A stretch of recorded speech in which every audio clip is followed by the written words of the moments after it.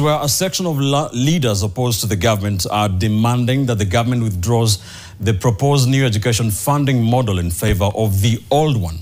The leaders accuse the government of negating the duty of care owed to students across the country by imposing unstructured and expensive funding models. NTV's Ngina Kirori now reports. Ongoing strikes in public universities across the country have put the state of the education system in sharp glare, as demands issued by striking lecturers have been countered with the suspension of some union leaders. The lecturers have been demanding the payment of their salary arrears, among other issues.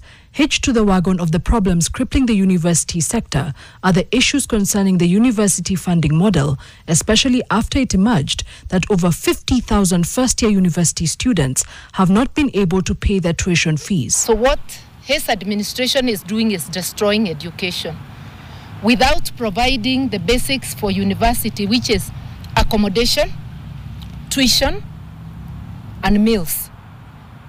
You have not given access to the poor, because any one of those three can make them drop out.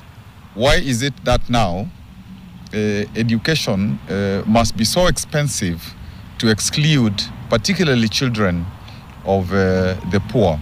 At a press conference earlier today, leaders opposed to the government drew scrutiny to the Kenya Kwanza implementation of their manifesto, particularly concerning education matters. Even in the presidential task force that was chaired by Professor Munavu, the funding model in that, by and large, allowed students who are needy actually not to pay anything. Two categories, not to pay anything. And even the others, they were not paying much. In the universities, they are being sacked at midnight.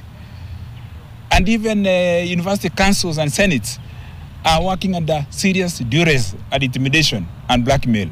The leaders claim the new funding model uses a selective process which favors a section of students above others. They also drew criticism to the competency-based curriculum. The turmoil from CBC to high school, as we already said, to the universities, is an indicator of a regime that is incompetent, inept, and whose goal is not public interest. The leaders have demanded an immediate and complete withdrawal of the proposed university education funding model until the matter before the courts is resolved. 3 organizations had challenged the model on the grounds that it is unconstitutional, leading to the High Court temporarily halting it. Ngina Kirori, NTV.